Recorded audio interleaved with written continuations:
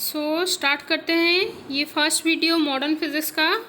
तो मैंने इसका 2 वीडियो बनाया है क्योंकि आप लोगों के सिलेबस में ज़्यादा नहीं है, 2 वीडियो में वो कवर अप हो जाएगा।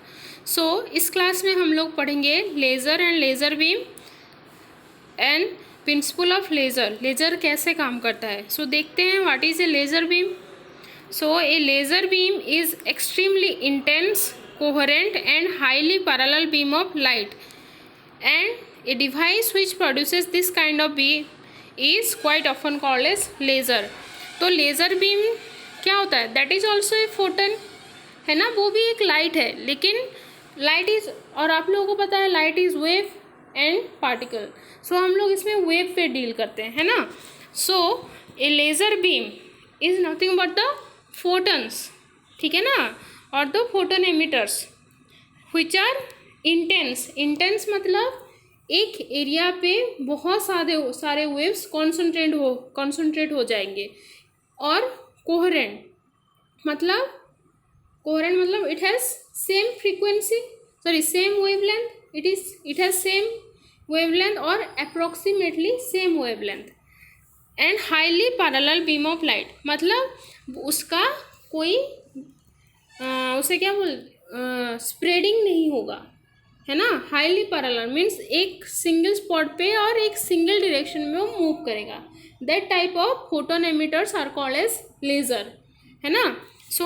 इसे समझने के लिए आप लोगों को जाना पड़ेगा एटॉमिक स्ट्रक्चर में, है ना। तो आप लोगों को पता है कि न्यूक्लियस के चारों तरफ इलेक्ट्रॉन्स घूमते रहते हैं, ठीक है ना। तो हम लोग लेज़र बीम क्या करेंगे, ओनली इलेक्ट्रॉन्स पे डील करेंगे, और इलेक्ट्रॉन्स के हायर एनर्जी स्टेट पे जाना एंड हायर एनर्जी स्टेट से लोअर एनर्जी स्टेट पे जब आएगा तभी उसी के चारों तरफ ही हमारा प्रिंसिपल ऑफ लेज़र बेस करेगा, है ना। तो आप लोगों को जैसे पता है एक एटम में क्या होता है, डिफरेंट सेल्स होते हैं, जैसे आप लोग नेमिंग करते हैं KL, MN, और वो भी डिपेंड करता है कि उस सेल में कितने नंबर ऑफ इलेक्ट्रॉन्स रहेंगे, वो उसके मटेरियल और उस मटेरियल पर वो डिपेंड करता है। तो हम लोग इसका ज़्यादा अंदर नहीं जाते हैं। तो अगर हम लोग ऑर्बिटल इलेक्ट्रॉन को 2 टाइप्स में डिवाइड करें, that is one is outer most orbit में जो इलेक्ट्रॉन्स होगा और अंदर वाली ऑर्बिट में जो इलेक्ट्रॉन्स होगा। तो आउटर मोस्ट ऑर्बिट में हम लोग जो इलेक्ट्रॉन को पढ़ते हैं हम लोग उसे जनरली क्या बोलते हैं, फ्री इलेक्ट्रॉन और वैलेंस इलेक्ट्रॉन। और एंड इनर मोस्ट ऑर्बिट में जो इलेक्ट्रॉन्स होते हैं उसको हम लोग क्या बोलते हैं, बाउंड इलेक्ट्रॉन्स, है ना। तो हम लोग जब लेज़र प्रिंसिपल ऑफ लेज़र पढ़ेंगे तो हम लोग फ्री इलेक्ट्रॉन से कोई डील नहीं करेंगे और फ्री इलेक्ट्रॉन्स को हम लोग छोड़ ही देंगे। हम लोगों को लेज़र प्रिंसिपल ऑफ लेज़र जब पढ़ना है तो हम लोग सिर्फ बाउंड इलेक्ट्रॉन्स के पे डील करेंगे। और the basic fundamental phenomena of laser is always based on the bound electrons. ये आप लोगों का क्लियर हो गया। नेक्स्ट आते हैं प्रिंसिपल ऑफ लेज़र। तो जनरली हम लोग वर्किंग ऑफ लेज़र और जिसको हम लोग प्रिंसिपल बोल रहे हैं उसको हम लोग 4 स्टेप्स में डिवाइड करते हैं, है ना। तो वो 4 स्टेप्स क्या होगा, absorption, spontaneous emission, pumping and population inversion, then stimulated emission of electromagnetic radiation. आप लोगों को पता है what is electromagnetic radiation, that is nothing but the photons emitted और लाइट वेव्स, है ना। लाइट को ही हम लोग बोलेंगे इलेक्ट्रोमैग्नेटिक रेडिएशन। चलते हैं first one, that is absorption. तो आप लोगों को पता है कि हर एक चीज़ अपने ग्राउंड स्टेट में, ये तो बेसिक चीज़ मैं बार बार बोल चुकी हूँ कि हर एक चीज़ एक रेस्ट पोजीशन में और मिनिमम एनर्जी में रहना चाहती है ना। लाइकवाइज एटम के जो सेल्स होंगे वो हर एक इलेक्ट्रॉन ये ट्राई करेंगे कि वो कैसे अपने ग्राउंड एनर्जी स्टेट में रहना चाहेंगे हमेशा। अगर क्या होगा एटम ये आप मैंने यहाँ पर जैसे लिखा है, it is well known that atom consist of different energy states, और जिसको मैंने बोला है cells. Then if let electromagnetic energy, और उसी एटम पे कुछ हमने फोटन और कुछ हमने लाइट वेव्स छोड़े, ठीक है ना। तो that is in A form of energy. तो जो ग्राउंड स्टेट में वो जो इलेक्ट्रॉन्स होंगे वो क्या करेंगे, उसको एब्जॉर्ब करके वो लोग वो कम एनर्जी स्टेट में है, तो जब वो लोग एनर्जी आउटर सोर्स से एब्जॉर्ब करेंगे वो क्या होंगे, वो एक्साइटेड स्टेट में जाएंगे, है ना। सो लेट इलेक्ट्रोमैग्नेटिक एनर्जी और light waves fall on an atom in the form of light photon of frequency new, ठीक है ना। न्यू फ्रीक्वेंसी में कुछ लाइट हमने उस पर डाला है। So when the energy falls on the electron it absorbs the energy and jumps from ground state, जिसको हमने डिनोट किया है Eg से, to the excited state Ex, where electromagnetic energy is equal to the difference between, अगर इस Ex में जितना energy है, ठीक है ना, उस ऑर्बिट में जितना एनर्जी है, अगर उतनी एनर्जी हम लोग Eg को सप्लाई नहीं करेंगे तो वो क्या मूव कर पाएगा, नहीं कर पाएगा।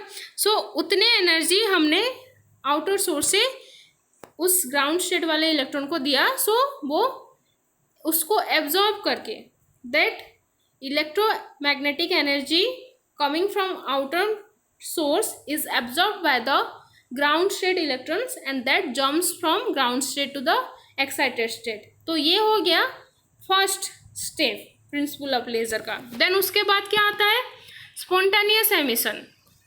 तो मैंने जैसे बोला है कि हमेशा वो इलेक्ट्रॉन क्या ट्राई करेगा, वो हमेशा वो ग्राउंड स्टेट में रहने को और एक रेस्ट एनर्जी स्टेट में रहने को ट्राई करेगा। तो वो जो आउटर सोर्स से वो जो एनर्जी एब्जॉर्ब करके वो ऊपर गया है, ठीक है, वो बहुत ही कम टाइम में, जनरली होता है 10⁻⁸ सेकेंड तक मैक्सिमम वो रह सकता है। देन उसके बाद वो क्या करेगा, अपने आप ही वो ग्राउंड स्टेट को जंप कर देगा विथ, उसके पास हायर एनर्जी है, जब वो लोअर एनर्जी को आएगा क्या करेगा, that will emit some light और that will emit some energy. तो स्पॉन्टेनियस एमिशन में क्या होता है, वही होता है। As we already said, electrons jump from the ground state to the excited state, but the excited electrons that jump to higher energy state does not remain for longer period in that state and comes back to its original ground state by losing its energy in the form of photons or light or in the form of energy, ठीक है।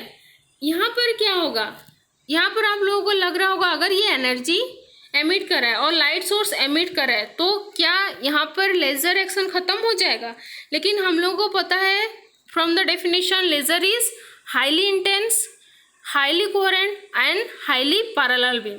लेकिन इसमें जो electromagnetic energy जो release हो रहा है ना, that is not highly intense और उनके फेज उनका सेम नहीं है। फेज में आप लोगों को पढ़ा चुकी हूँ ऑलरेडी वेव में, so I don't need to describe that. तो वो जो एनर्जी और that waves are emitting from this are not coherent और they are not in phase. So photon does not have any correlation in phase, thus considered as incoherent line. सो ये अगर incoherent हो गया तो this is not a laser, this is not the laser light. Then transition of electron from one state to the other state occurs randomly in time. ये अभी ये गया, देन उसके बाद सम जाएगा, तो वो जब उसका 10⁻⁸ सेकेंड तक पहुंचेगा तब तक वो रिटर्न हो जाएगा। तो वो क्या करेगा, एक अपनी ही तरह जब कभी भी जा सकता है और कभी भी आ सकता है। सो वो रैंडमली आएगा। So this will not cause the laser action. तो स्पॉन्टेनियस एमिशन का डेफिनेशन हम लोग क्या बोल सकते हैं, spontaneous emission is defined as the process in which the electrons in the excited state are released on their own from their higher energy state to the ground state। तो ये लोग आप लोगों को इसमें इम्पोर्टेंट टर्म क्या है, electrons in the excited state are released on their own, वो अपने आप ही वो एक्साइटेड स्टेट से ग्राउंड स्टेट तक आ जाएगा और उसी एमिशन को तो हम लोग क्या बोलेंगे, दैट इज स्पॉन्टेनियस। स्पॉन्टेनियस मतलब क्या, एनीथिंग, कुछ भी हो सकता है और कभी भी वो आ सकता है। So this is the spontaneous emission. तो नेक्स्ट चलते हैं हम लोग पंपिंग एंड पॉपुलेशन इन्वर्शन। अब यहाँ पर आप लोग अच्छे से समझना पड़ेगा because this is the major thing और जिस पे हम लोग लेजर एक्शन डिपेंड करता है ना। So as we already said the transition of electron do not stay, the transitioned electron that is वो जो इलेक्ट्रॉन ट्रांजिशन होके एक्साइटेड स्टेट में चला गया है वो लॉन्गर टाइम तक एक्साइटेड स्टेट में नहीं रह पाता, but there are electrons of some substances or systems where they remain in the excited state for longer period. कुछ ऐसे सिस्टम होंगे जो एक्साइटेड स्टेट में 10⁻⁸ सेकेंड से ज़्यादा टाइम तक रह पाएंगे, उसी सिस्टम को हम लोग बोलेंगे एक्टिव मीडिया। ठीक है ना। ये जनरली क्या होता है, कंपाउंड्स के मिक्सचर होते हैं ऑफ डिफरेंट एलिमेंट्स के मिक्सचर्स होते हैं, दैट एक्टिव मीडियास आर। ठीक है ना। So when electrons turn into active system their electronic energy levels are also modified, है ना। उसके एक्साइटेड स्टेट में वो ज़्यादा टाइम नहीं रह पाएगा, लेकिन हम लोग इसमें बोल चुके हैं that it will stay longer in the excited state. तो अगर वो टोटली एक्साइटेड स्टेट में नहीं रह पाएगा तो वो एक मेटास्टेबल स्टेट में रहेगा, जहाँ पर वो ग्राउंड स्टेट से ना रह के मेटास्टेबल स्टेट पे ज़्यादा टाइम तक रह पाएगा, है ना। So when electrons turn into active medium their electronic energy levels are also modified and thus it acquires some special properties. तो देखते हैं what are the special properties. तो मैंने जैसे बोला they will not stay in excited state but they will not come to the ground state also, है ना। वो एक्साइटेड स्टेट में नहीं रह पाएंगे लेकिन वो ग्राउंड स्टेट को भी नहीं आएंगे। So in which state they will stay in a metastable state, और उस मेटास्टेबल स्टेट का टाइम पीरियड क्या होगा, ज़्यादा होगा एक्साइटेड स्टेट से। So let we are assuming three energy states, that is U1 for ground state, E2 for the metastable state and E3 for the excited state. So generally electron exist in lower energy state U1, है ना। तो lower energy states में let हम लोगों ने N1 number of electrons लिए हैं। So let the number of electrons in ground state is N1. As we have already learned that due to the process of the absorption, मतलब एक external energy source से कुछ energy ground state पे आएगा तो उसके इलेक्ट्रॉन्स क्या करेंगे, उस एनर्जी को एब्जॉर्ब करके वो एक्साइटेड स्टेट में चले जाएंगे। और उस एनर्जी का वैल्यू क्या होना चाहिए, एक्साइटेड स्टेट के एनर्जी और ग्राउंड स्टेट के एनर्जी का डिफरेंस जितना होगा उतना ही एनर्जी वो अगर सप्लाई होगा तभी ही वो ग्राउंड स्टेट के इलेक्ट्रॉन्स कहाँ जाएंगे, एक्साइटेड स्टेट को जाएंगे। So as we have already learned that due to the process of absorption, when electromagnetic energy equal to the difference in E3 minus U1 are incident on atom, electrons jumps from the state 1 to the state 3। ठीक है। So हम लोगों ने जैसे पढ़ा spontaneous emission में क्या हुआ, वो एक्साइटेड स्टेट में गया और ज़्यादा टाइम वहाँ पर नहीं रह पाके वो फिर से ग्राउंड स्टेट में चला जाता है, जिसको हम लोग क्या बोलते हैं, स्पॉन्टेनियस एमिशन। लेकिन हमने इसमें क्या लिया है, उस कंपाउंड को हमने थोड़ा सा मॉडिफाई करके उसको एक्टिव मीडियम में कन्वर्ट कर दिया है। तो वो एक्साइटेड स्टेट से डायरेक्ट ग्राउंड स्टेट ना आके वो एक मेटास्टेबल स्टेट में ज़्यादा टाइम पीरियड और ज़्यादा टाइम तक वो रहेगा as compare to the excited state. So due to the process of spontaneous emission the excited electron in state 3 remains for less period, जिसका ऑर्डर होगा 10⁻⁸ सेकेंड। ठीक है ना। Then usually most of the electrons loses its energy due to spontaneous emission and returns from state 1 state 3 to state 1। लेकिन यहाँ पर जैसे हमने एक्टिव मीडियम लिया है तो बट सम इलेक्ट्रॉन्स में also loose very less energy, क्योंकि वो एक्टिव मीडियम है तो वो क्या करेगा, E3 स्टेट से E2 स्टेट आएगा। तो अगर E3 state is excited state that is higher energy state and E2 state is lower energy state, so they will release some energy, वहाँ पर भी कुछ एनर्जी होगा, लेकिन हम लोग इस एनर्जी को विजिबल एनर्जी में कंसिडर नहीं करेंगे, हम लोग उसे क्या लेंगे, ओनली थर्मल एनर्जी, है ना। सो ठीक है, वो तो बाद में देखते हैं। The electrons in the state 2 remains for longer period compare to the state, ये यहाँ पर स्टेट 1 लिखा है लेकिन ये स्टेट 3 होगा। So the electrons in state 2 remains for longer period compare to the state 3, this electronic state is called metastable state. तो उसी तरह ही तो हम लोग क्या लिखते हैं, let the number of electrons in the metastable state is N2, है ना। सो N2 में इलेक्ट्रॉन्स ज़्यादा टाइम तक रह पाएंगे। So the number of electrons in state 2 will be increasing rapidly, क्योंकि यहाँ से जो जा रहा था एक्साइटेड स्टेट में ज़्यादा टाइम ना रह के वो वापस आ जा रहा था. सो एक्साइटेड स्टेट में number of electrons is less compare to the ground state.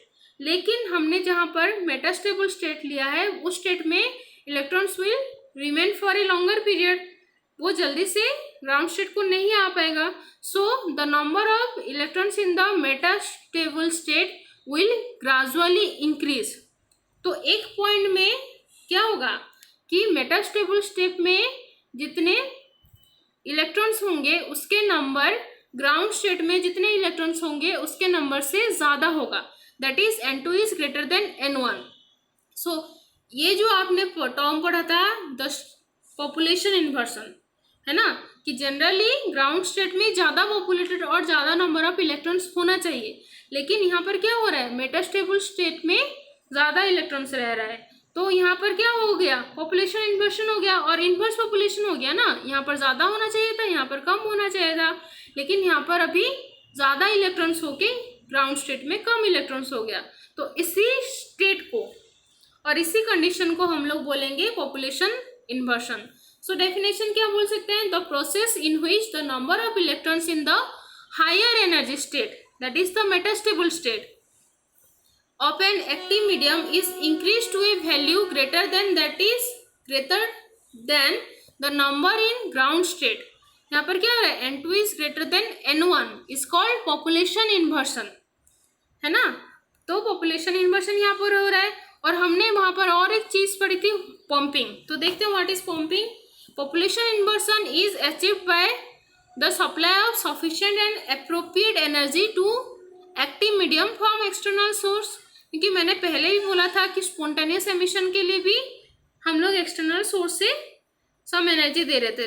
तो यहाँ पर भी एक सफिशिएंट और एक एक्यूरेट एनर्जी एक्टिव मीडियम पे सप्लाई हो रहा है फ्रॉम द एक्सटर्नल सोर्स. उसी प्रोसेस दस the process of achieving population inversion, उसी जो एनर्जी सप्लाइड एनर्जी जो कि यूज़ हो रहा है पॉपुलेशन इन्वर्सन को क्रिएट करने के लिए, that is called the pumping. और उसको हम लोग बाहर से पंप कर रहे हैं, है ना. So that is called the pumping. Then आते हैं हम लोग इंड्यूस्ड और स्टिमुलेटेड एमिशन. तो पॉपुलेशन इन्वर्सन तो हो गया कि मेटास्टेबल स्टेट में ज़्यादा इलेक्ट्रॉन्स हो गए और ग्राउंड स्टेट में कम इलेक्ट्रॉन्स रह गए. लेकिन जब तक वो एनर्जी रिलीज नहीं होगा और एक एग्जैक्टली और sufficient amount of energy release नहीं होगा, तब तक हम लोग नहीं बोल सकते कि वो लेजर एक्शन हो रहा है. सो उसके लिए हम लोगों को क्या चाहिए, इंड्यूस्ड और स्टिमुलेटेड एमिशन चाहिए और एक एमिशन होनी चाहिए वहाँ से.